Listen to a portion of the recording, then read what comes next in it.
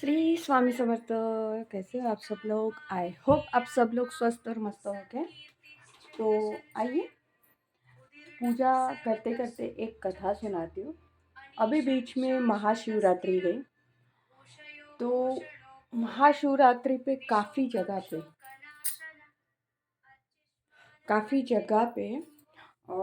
शिव जी का विवाह किया लोगों ने।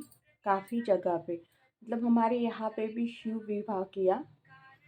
तो आपको बता दूँ कि बहुत सारी दंत कथाएं हैं। तो किसी भी दंत कथा में ये नहीं कहा गया कि शिव जी का विवाह महाशिवरात्रि पे हुआ है करके। शिव जी का विवाह महाशिवरात्रि पे नहीं हुआ है। और काफ़ी लोगों ने अगर ये सोच रहे हैं कि महाशिवरात्रि पे शिव जी का विवाह होता है, तो नहीं, बिल्कुल नहीं, ऐसा नहीं है। महाशिवरात्रि पे क्या हुआ था, मतलब महाशिवरात्रि क्यों मनाई जाती है, उसकी भी एक बहुत खास कथा है। और उसमें से ही उसी कथा में से भगवान विष्णु जी का भी एक नाम शिव जी ने उनको दिया था।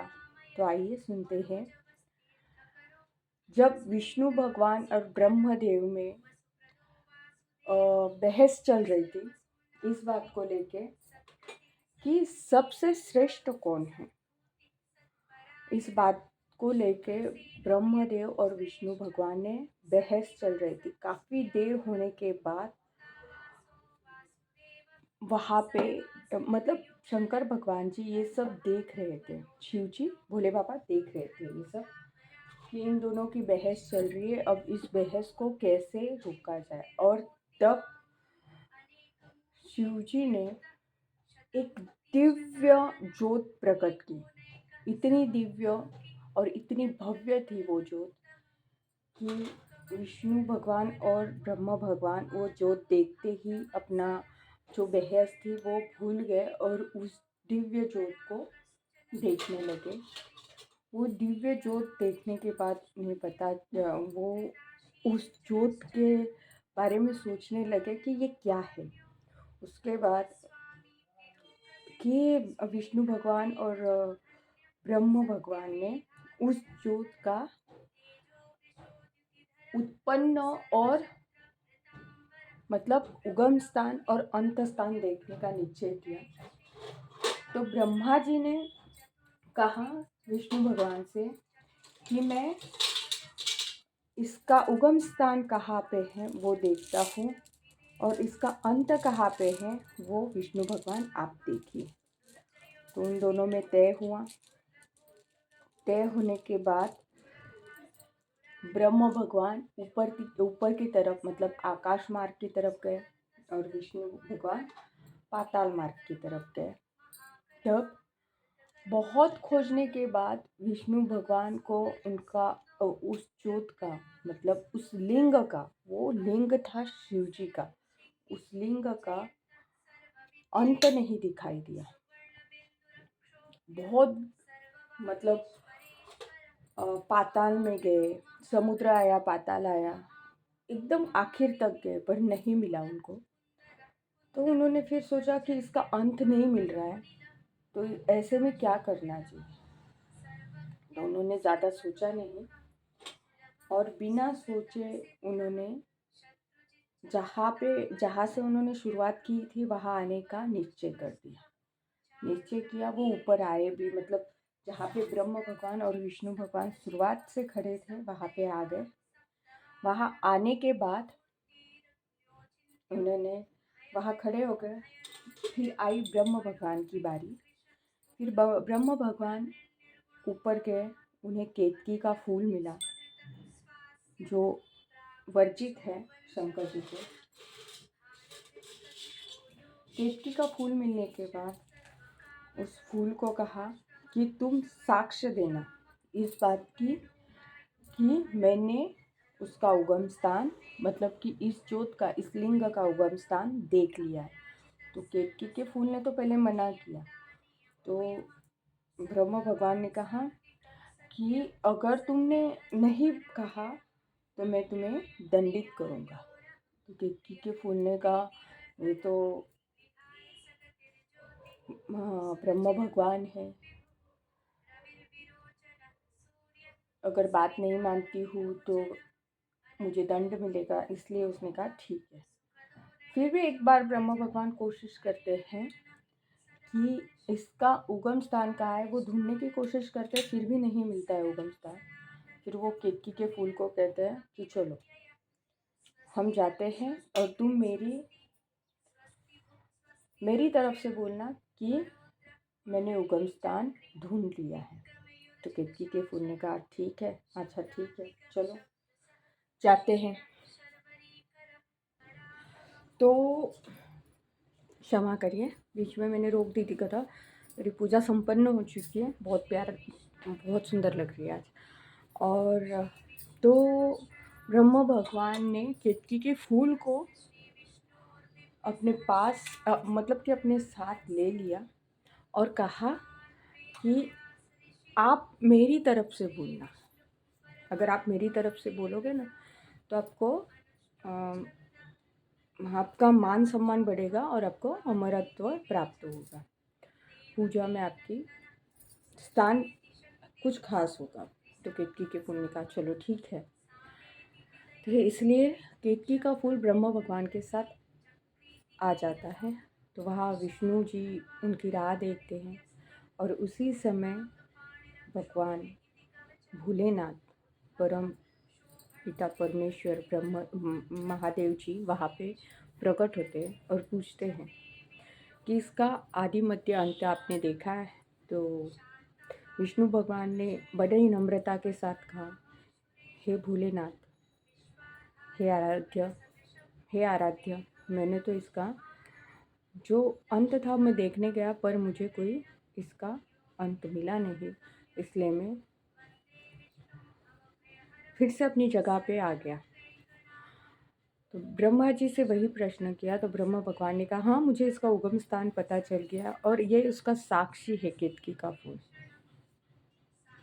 केतकी का फूल इस बात का साक्षी है कि मैंने इसका उगम स्थान देख लिया, इस लिंग का उगम स्थान देख लिया, जो कि ये बात बिल्कुल झूठ थी, क्योंकि उस लिंग का उगम स्थान और अंत स्थान किसी को नहीं पता था, क्योंकि वो स्वयं भगवान महादेव विष्णु भगवान भोलेनाथ थे, महादेव जी थे। तो भोले बाबा क्रोध में आ गए और भोले बाबा ने कहा कि आज से मैं इस केतकी के फूल का त्याग करता हूँ और आज से मेरी पूजा में केतकी का फूल कभी नहीं चढ़ाया जाएगा, क्योंकि इसने झूठ बोला है। आज से मेरे पूजा में ये केतकी का फूल वर्जित रहेगा और वो पूजा मान्य करने में नहीं आएगी। उसके बाद ब्रह्मा जी को कहा कि इस पूरी पृथ्वी पर आपका एक भी मंदिर नहीं होगा, एक मंदिर होगा उसका कारण भी एक ही होगा, बट पूरे पृथ्वी पर आपका कहीं भी एक मंदिर के सिवा कोई और मंदिर नहीं होगा, क्योंकि आपने झूठ बोला है। उसके बाद आए विष्णु भगवान की बारी।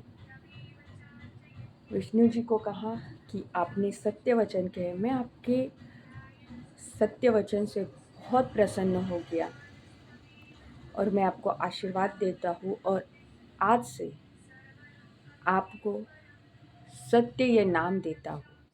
आज से पूरी पृथ्वी पर आपको सत्यनारायण के नाम से जाना जाएगा और किसी भी कार्य में, किसी भी शुभ कार्य में सबसे पहले आपकी पूजा की जाएगी। उस दिन से सत्यनारायण जो कि सत्य थे, सत्यनारायण जी की पूजा जो हम किसी पूनम के दिन, गुरुवार के दिन, किसी अच्छे शुभ दिन देखकर संध्या के समय सबके साथ में अपने बंधु भाव के साथ में बैठ के सत्यनारायण की पूजा करते हैं। आपको बता दूं कि शादी के बाद सत्यनारायण करना बहुत ज़्यादा मायने रखता है, बहुत ज़्यादा महत्वपूर्ण है। तब हम वो पूजा करते हैं सत्यनारायण जी की। तब से भगवान विष्णु का नाम सत्यनारायण हुआ है। और जब ये घटना घटी तब महा महीना चल रहा था। उसके बाद विष्णु भगवान ने और ब्रह्मा जी ने उनसे हाथ जोड़े। ब्रह्मा जी ने क्षमा याचना की। उनकी क्षमा याचना सुन के वैसे भी भोले बाबा जल्दी प्रसन्न हो जाते, जल्दी माफ़ भी कर देते, तो उन्होंने माफ़ कर दिया। पर उन्होंने जो वचन कहे थे, पृथ्वी पे कहीं भी उनका मंदिर नहीं, एक जगह पे है पुष्कर में, यहाँ पे है पुष्कर राजस्थान की तरफ, तो वहाँ पे उनका मंदिर है। उसके बाद विष्णु भगवान और ब्रह्मा जी ने भगवान से प्रार्थना की कि आप अपने मूल स्वरूप में आइए। तो महादेव जी बाबा, भोले बाबा उनके मूल स्वरूप में आ गए। वो जो ज्योतिर्लिंग था बड़ा सा, वो मूल स्वरूप में आ गया और छोटे से मतलब कि इतने ज्योतिर्लिंग में बदल गया कि वहाँ पूजा हो सके। तब ब्रह्मा भगवान ने और विष्णु भगवान ने उसकी पूजा की। उस पूजा से अति प्रसन्न होके भगवान ने ये कहा कि ये पूजा से मैं प्रसन्न हो गया हूँ। वैसे तो 12 मास में हर रात्रि को शिवरात्रि आती है, पर ये जो शिवरात्रि होगी ये मुझे बहुत प्रिय होगी और मैं इससे प्रसन्न होऊंगा। तो आज से इस शिवरात्रि को महाशिवरात्रि कहा जाएगा, क्योंकि उस वक्त माघ महीना चल रहा था। गुजराती में माह महीना कहते, मराठी में माघ कहते, हिंदी में भी माह महीना कहते हैं। तो माह महीना है, इसलिए इसको महाशिवरात्रि कहा जाएगा।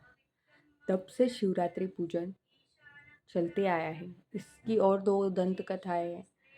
एक रुद्र कथा है जो रुद्राक्ष कथा है, और एक वो शिकारी की कथा है। पर सबसे पहली मानस पूजा बाबा भोले बाबा की ब्रह्म भगवान और विष्णु ने की थी। तब से शिवरात्रि मनाई जा रही है। तो इसीलिए शिवरात्रि मनाई जाती है फलाहार करके, और इसी कारण महाशिवरात्रि के दिन शिव पार्वती का विवाह नहीं होता है, नहीं करना चाहिए।